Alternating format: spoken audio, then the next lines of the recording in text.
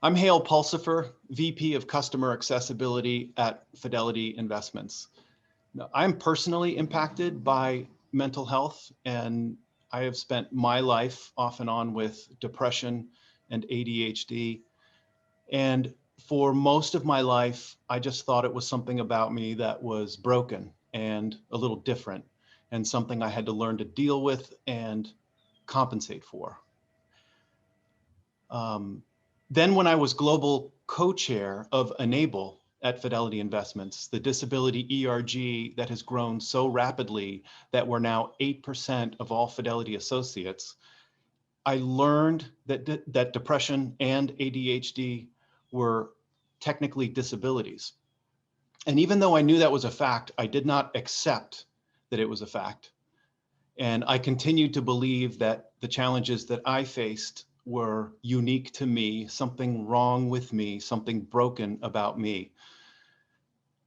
And then starting around 2017, there was a slowly building buzz, a buzz from colleagues who wanted to know more about mental health in the workplace, as well as friends at other companies that I met through Disability In who wanted to know more about mental health in the workplace.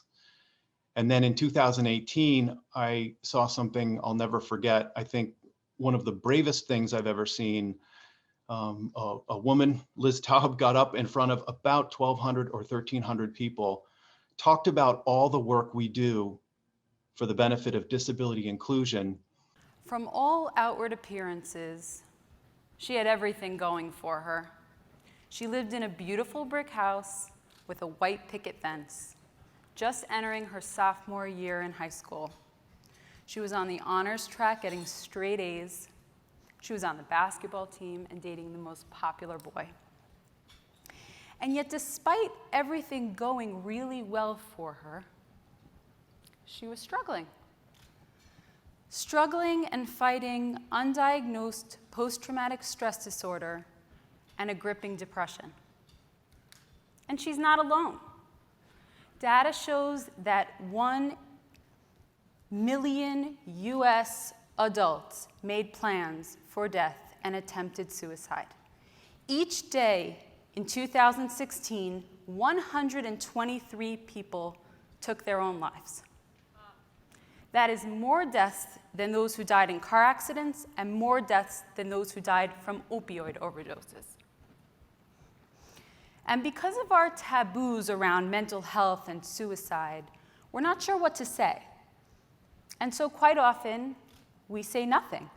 And that furthers the isolation that people like her find themselves in.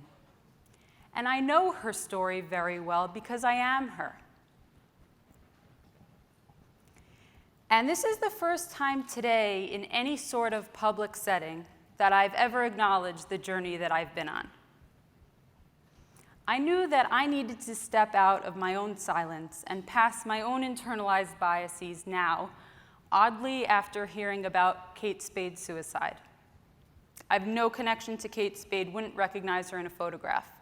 But when I heard about her suicide, it reminded me again that if someone so successful can struggle, then so can I. That depression is not a weakness, it's a disability. And it's out of my control. It doesn't get fixed when you make a decision to be positive, and it doesn't get fixed because you sell a company for $1 billion like Kate Spade recently did. It's a disability, and actually, depression is the #1 cause of disability in the workplace.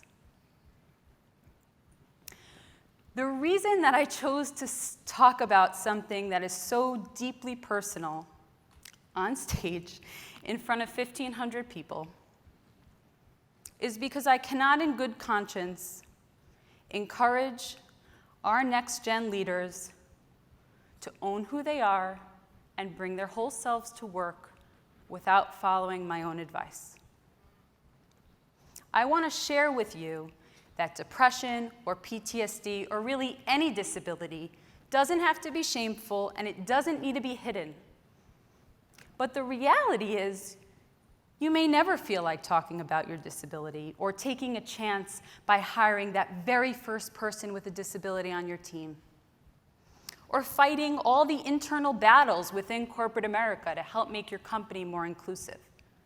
Because the fact about human beings is that we're not designed to do things that are uncomfortable or scary or difficult. But in order to land that dream job, or build a business, or lead the way, in order to do all those things that I know you want to do, you're going to have to do things that are uncomfortable, scary, and difficult. And honestly, it sets up a physiological problem for all of us because we're never gonna feel like it. That, I have to say, that moment changed my life, because when I went back to work and back to my day job and my family, I was literally a different person. I no longer had the perspective that there's something about me that's wrong and broken and I need to keep quiet about it. I understood for the first time that it's important to be open about this. And here's why. I choose to believe that the people that at my company and likely at yours that are responsible for putting together the portfolio of benefits and accommodations and packages and things that help us be at our most productive at work, I choose to believe that they love us and they take as much gratification in us being at our best that we take at us being at our best. But how are even the best of them to know what to do about mental health in the workplace if those of us who need it most are too afraid to come forward and say, this is what I need, this is what I would like, this is what I would benefit from? Hi, everyone. My name is Teresa Danstuen-Kwok, and I am the manager of the Next Gen Leaders program here at Disability Inn. In my time the past year, I've worked with countless college students and recent graduates, helping them prepare to successfully enter the workforce. I've taught how to navigate disclosing your disability, asking for accommodations, and navigating the hiring and interview process. And I know that I've heard a lot of concern and fears from our Next Gen leaders about disclosing your disability in the workplace, especially if it's an invisible disability or a non-visible disability. And I know that fear all too well because of the stigmas that we place on non-visible disabilities and disabilities in general, particularly mental illness in this country. Living with my diagnosis of bipolar and PTSD, I've had to navigate how I show up in spaces and when not to share about my disability to others.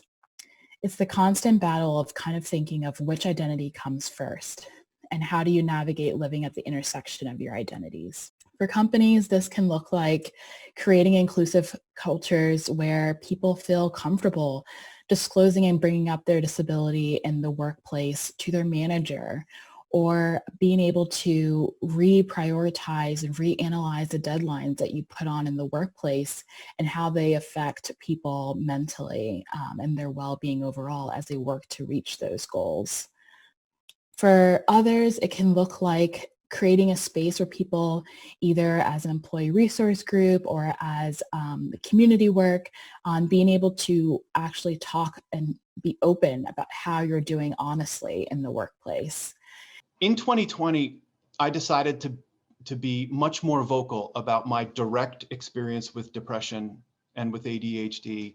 And believe it or not, that started because of a Black Lives Matter sign that I saw. I mean, I knew this was important and I was advocating for it on the side a little quietly, but I was still sort of afraid of what the repercussions might be. And then my wife and I were visiting a friend and we saw a sign that said, "White silence is white violence." And when I looked at the sign, I thought, yeah, I get it, but I'm just sitting here. I'm not hitting anybody. I'm not hurting anybody. That's not violence. So why is my silence violence? And then I realized that if I'm just sitting here and I'm not contributing to the solution, I might as well be part of the problem. And that realization applied to the field of mental health was a real wake-up call.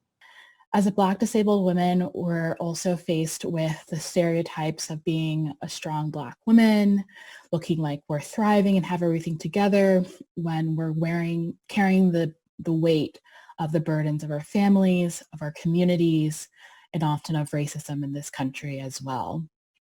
So the topic of mental illness is not only taboo in our country, it's taboo sometimes in our communities of color, and that needs to change.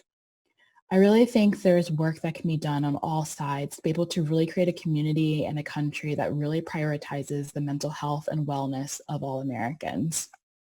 So in October, we celebrate World Mental Health Day. And in 2020, this is the year of opportunity for mental health awareness building, because so many of us are being touched by mental health events, whether it's something that happens to us regularly or only due to circumstances of COVID and isolation and being confined to home. This is something that impacts all of us, whether it's you directly or whether it's somebody that loves you and cares for you. We are all impacted by mental health. So this, of all years, is the opportunity year to be as vocal as you've ever been about what your needs are and what you would like to see your employer do for you and for all of your colleagues who are impacted by mental health.